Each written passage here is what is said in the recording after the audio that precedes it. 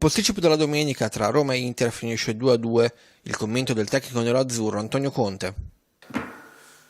È qualcosa da rimproverare, sinceramente mi riesce difficile a rimproverare qualcosa ai ragazzi, per quello che hanno dato, per quello che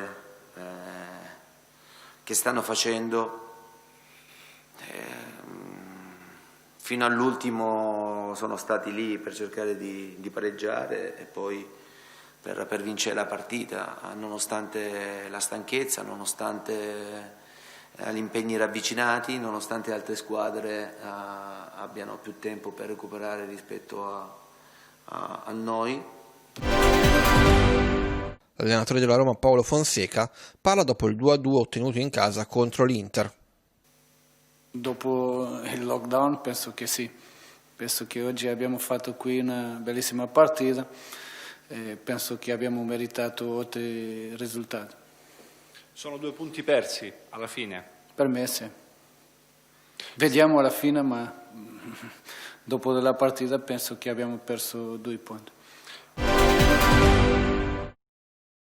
Fabio Quartararo vince il Gran Premio di Spagna, primo appuntamento del Mondiale 2020 di MotoGP, al termine di una gara ricchissima di colpi di scena.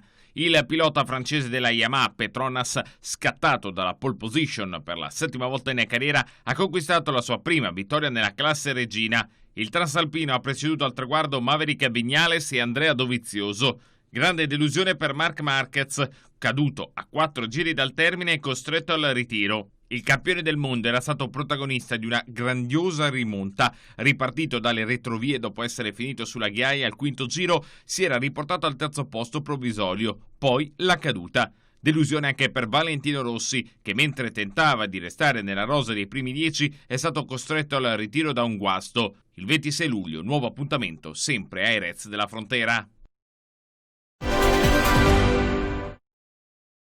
Un'altra gara senza storia. Lewis Hamilton vince per l'8ª volta in carriera il Gran Premio d'Ungheria, precedendo al traguardo un ottimo Max Verstappen. L'inglese della Mercedes non ha dovuto faticare più di tanto per portare a casa la 2ª vittoria consecutiva di questa stagione, dopo quella dello Spielberg della domenica precedente.